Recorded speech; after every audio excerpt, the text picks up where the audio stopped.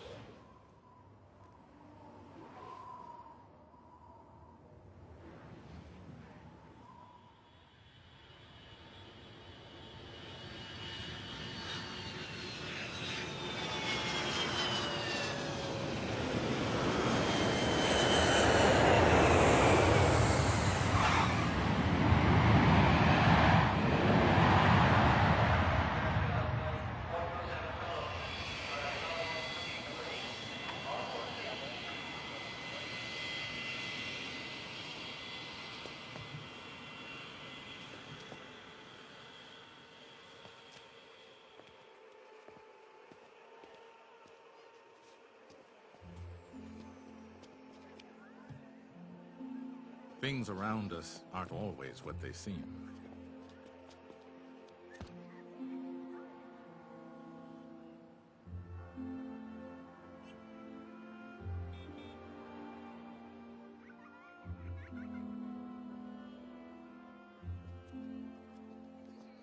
In the everyday world, we use a simple scale, ourselves, to know what's small and what's large.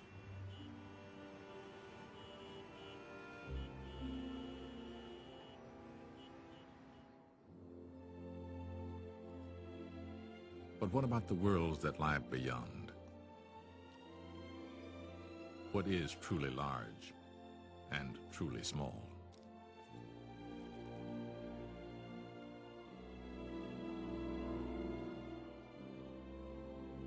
To explore, to observe, to understand the wider world we call the universe. This is one of the great human adventures.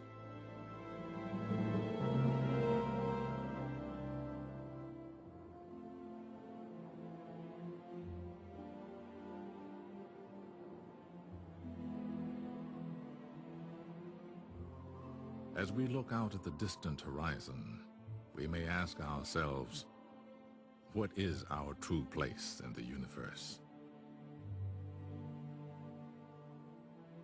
We are all travelers on an unending voyage of discovery.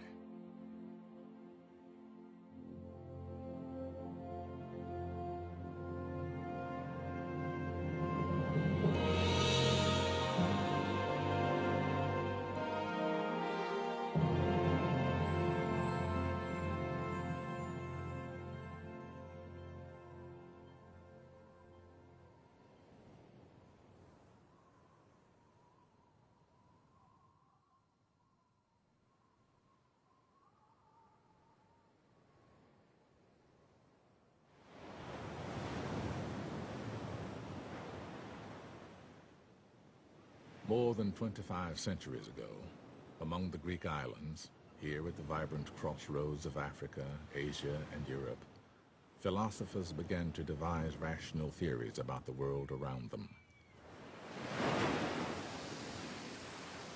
The wondrous ways and forms of nature, they said, could be understood.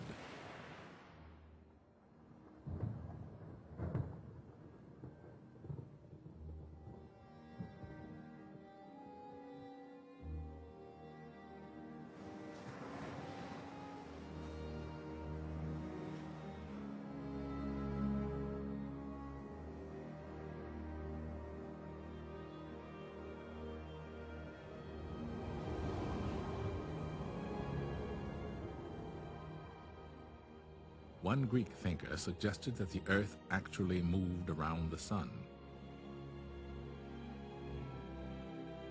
Another taught that everything, the work of man and nature, was made of particles too small to see.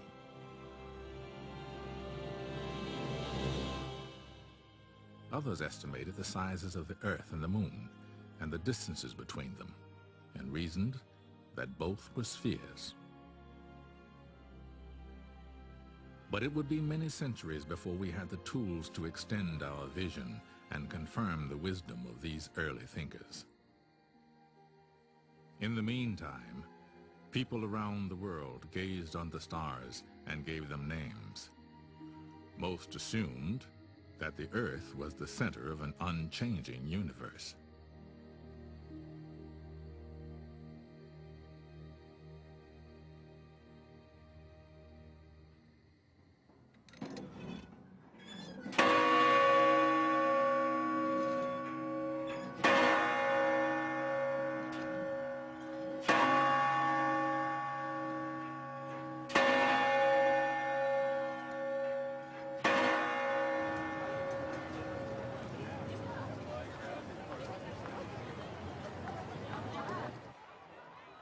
"2,000 years passed before a revolutionary breakthrough was made by a mathematics professor in the ancient maritime republic of Venice. In 1609, Galileo Galilei demonstrated an instrument that would soon be called the telescope. From the tallest bell towers, he showed that this device could spot approaching ships hours before their sails were visible to the naked eye. Later, when he aimed his telescope at the night sky, Galileo discovered that the moon was a world with mountains. Jupiter had its own moons, and the Milky Way was a band of countless stars.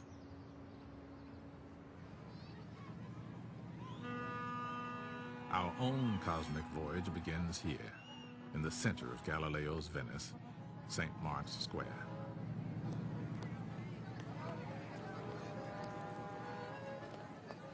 Since the universe is a big place, we could easily get lost.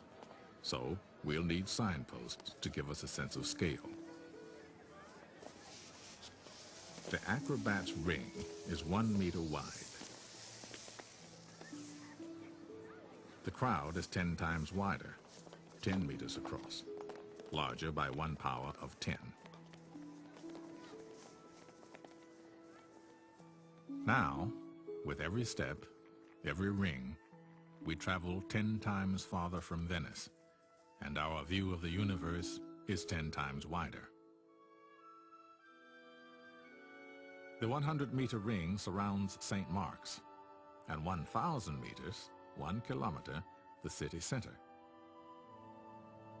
As our speed increases, 4 steps, 4 powers of 10, reveal all the islands of Venice, the Adriatic Sea, and the mainland of northern Italy.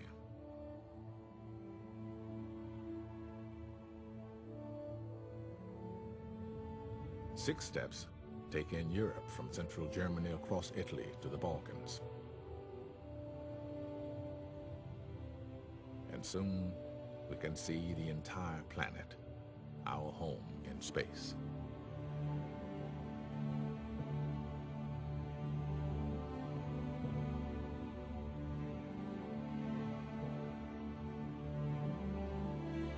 Eight steps on our outward journey, 8 powers of 10, and we pass the farthest reaches of human travel, the moon.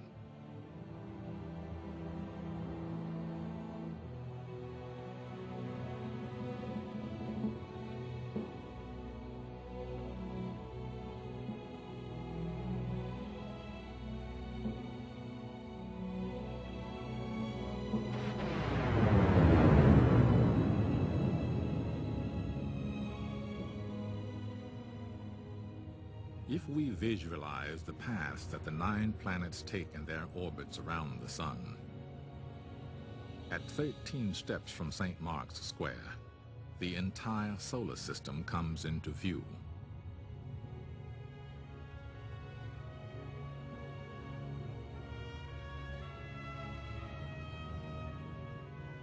And with 15 steps, 15 powers of 10, we can see that our sun is just another star. From here on, our voyage will be measured in light years, the distance light travels in an entire year. Only now do we fly past our nearest neighbor stars, almost 5 light years away. The same journey at the speed of today's spacecraft would last 100,000 years.